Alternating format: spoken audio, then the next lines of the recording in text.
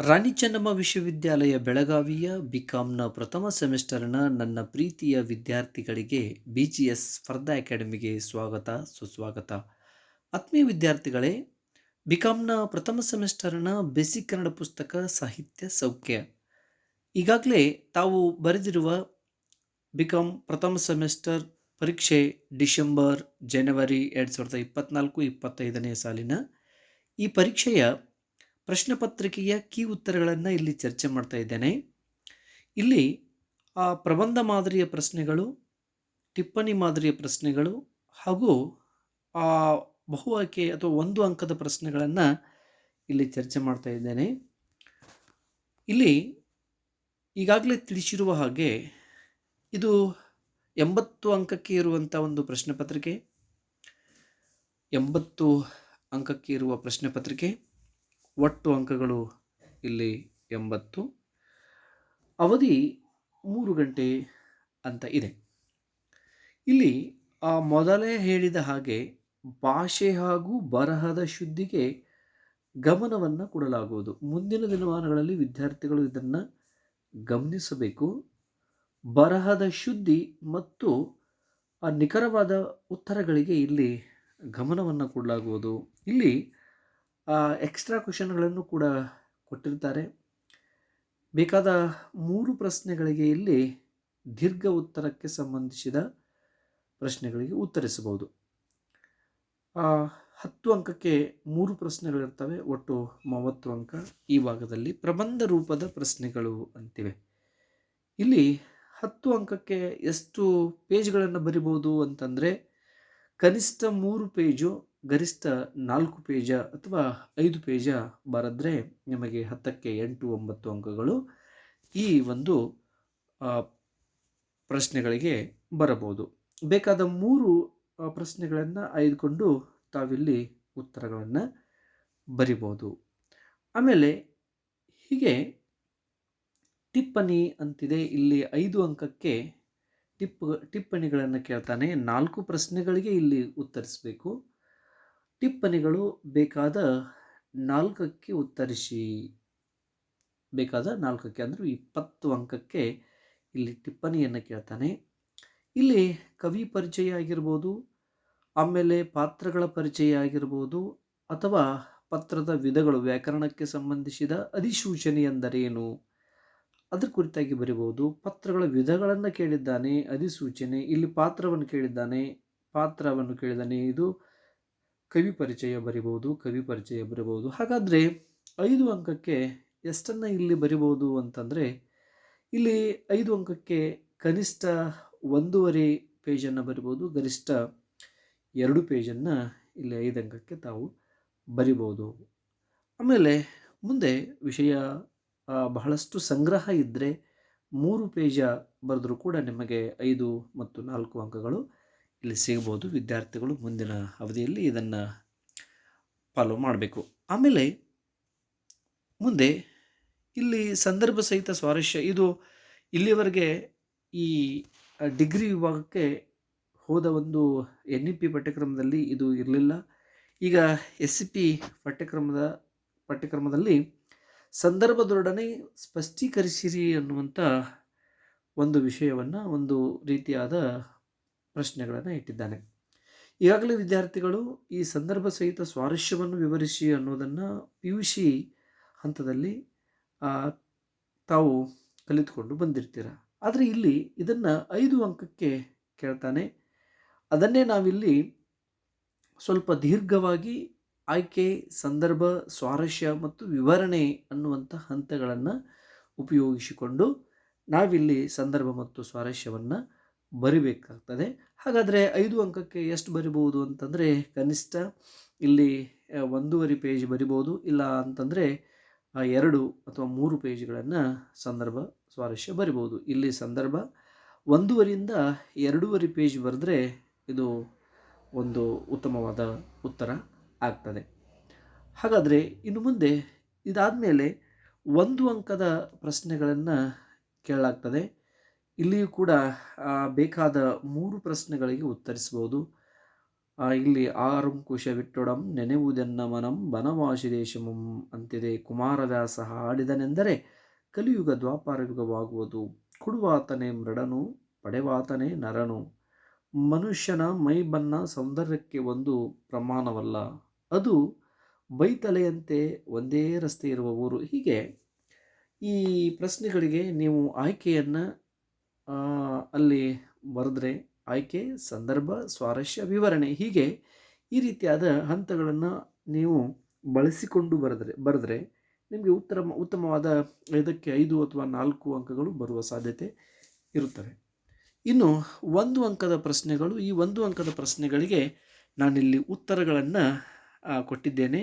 ವಿದ್ಯಾರ್ಥಿಗಳು ಯಾರೆಲ್ಲ ಸರಿ ಉತ್ತರಗಳನ್ನು ಬರೆದಿದ್ದೀರಿ ಈ ಮೂಲಕ ನೀವಿಲ್ಲಿ ನೋಡ್ಕೋಬೋದು. ಇಲ್ಲಿ ಪ್ರಶ್ನೆ ಸಂಖ್ಯೆ 4ರಲ್ಲಿ ಹೀಗಿದೆ ನೋಡಿ. ಒಂದೇ ವಾಕ್ಯದಲ್ಲಿ ಉತ್ತರಿಸಿ, ಎಲ್ಲ ಪ್ರಶ್ನೆಗಳು ಕಡ್ಡಾಯ. ಇಲ್ಲಿ 15ಕ್ಕೆ 15 ಪ್ರಶ್ನೆಗಳಿಗೆ ನೀವಿಲ್ಲಿ ಉತ್ತರಿಸಲೇಬೇಕು. ಯಾವುದೇ ರೀತಿಯಾದ ಹೆಚ್ಚಿನ ಅಧಿಕವಾದ ಅಥವಾ ಹೆಚ್ಚುವರಿ ಪ್ರಶ್ನೆಗಳನ್ನು ಇಲ್ಲಿ ಕೊಟ್ಟಿರುವುದಿಲ್ಲ. ಅದಕ್ಕೆ ವಿದ್ಯಾರ್ಥಿಗಳು ಈ 15 ಪ್ರಶ್ನೆಗಳಿಗೆ ಸರಿಯಾದ ಉತ್ತರಗಳನ್ನು ಬರೆದ್ರೆ ನಿಮಗೆ 15ಕ್ಕೆ 15 ಅಂಕಗಳು. ಇದರಲ್ಲಿ ಯಾವುದಾದ್ರೂ ಒಂದೇ ಪ್ರಶ್ನೆಯನ್ನು ನೀವು ಉತ್ತರಿಸದಿದ್ದರೆ ನಿಮ್ಮ ಆ ಒಂದು ಸ್ಕೋರು 100ಕ್ಕೆ 100 ಅಥವಾ 80ಕ್ಕೆ 80 ಆಗಲಿಕ್ಕೆ ಸಾಧ್ಯ ಇಲ್ಲ. ಇಲ್ಲಿ ನೋಡಿ, ಪ್ರಶ್ನೆ ನಂಬರ್ 1 ಅಥವಾ ಎ ಹೀಗಿದೆ ನೋಡಿ. ಇಲ್ಲಿ ಪಂಪ, ಮಹಾಕವಿ ಪಂಪನ ಗುರು ಯಾರು ಅಂತಿದೆ. ಇಲ್ಲಿ ನೋಡಿ, ಸರಿಯಾದ ಉತ್ತರ ದೇವೇಂದ್ರ ಮುನಿ ಅನ್ನೋದು ಮಹಾಕವಿ ಪಂಪನ ಗುರುವಾಗಿದ್ದಾರೆ. 2ನೆಯ ಪ್ರಶ್ನೆ, ಎಂ ಗೋಪಾಲಕೃಷ್ಣ ಅಡಿಗರ ತಂದೆಯ ಹೆಸರೇನು? ಇಲ್ಲಿ ಸರಿಯಾದ ಉತ್ತರ ತಂದೆ ರಾಮಪ್ಪ, ತಾಯಿ ಗೌರಮ್ಮ ಅನ್ನೋದು ಅವರ ತಂದೆ ತಾಯಿಗಳ ಹೆಸರಾಗಿದೆ. ಆಮೇಲೆ ಭಾವತರಂಗ ಈ ಕೃತಿ ಕೇಳಿದ್ದಾನೆ. ಆ ವಿದ್ಯಾರ್ಥಿಗಳಿಗೆ ನಾನು ಈಗಾಗಲೇ ಹೇಳಿದ್ದೆ, ಕವಿ ಪರಿಚಯವನ್ನು ಸಂಪೂರ್ಣವಾಗಿ ಓದಿಕೊಳ್ಳಿ. ಇಲ್ಲಿ ಕವಿ ಪರಿಚಯ ಮೇಲೆ ಭಾಳಷ್ಟು ನಮಗೆ ಪ್ರಶ್ನೆಗಳು ಬರ್ತಾ ಇವೆ. ಯಾಕಂತಂದರೆ ಟಿಪ್ಪಣಿಯಲ್ಲಿಯೂ ಕೂಡ ನಮಗೆ ಕವಿ ಪರಿಚಯ ಉಪಯೋಗವಾಗ್ತದೆ.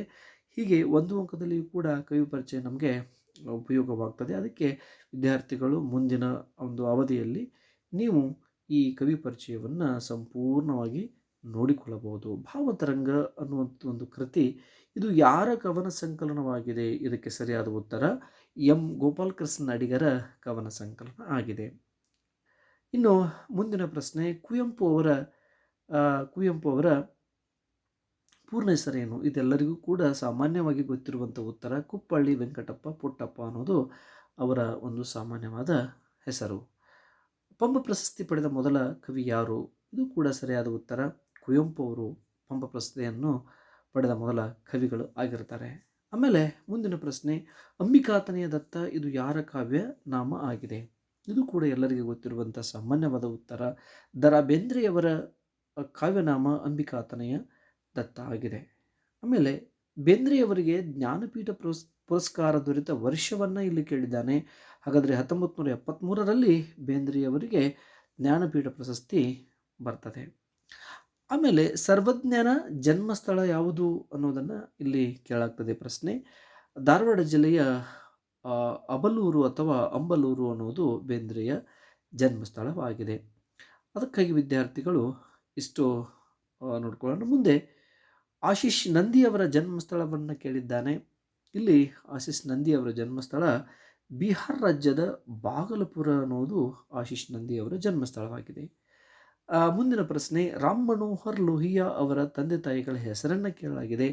ಅವರ ತಂದೆ ಹೀರಾಲಾಲ್, ತಾಯಿ ಚಂದಾ ಲೋಹಿಯಾ ಅನ್ನೋದು ಅವರ ತಂದೆ ತಾಯಿಗಳ ಹೆಸರಾಗಿದೆ.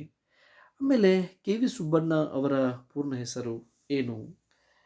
ಇಲ್ಲಿ ಕುಂಟುಗೋಡು ವಿಭೂತಿ ಸುಬ್ಬಣ್ಣ ಅನ್ನೋದು ಕೆ.ವಿ. ಸುಬ್ಬಣ್ಣನವರ ಪೂರ್ಣ ಹೆಸರು.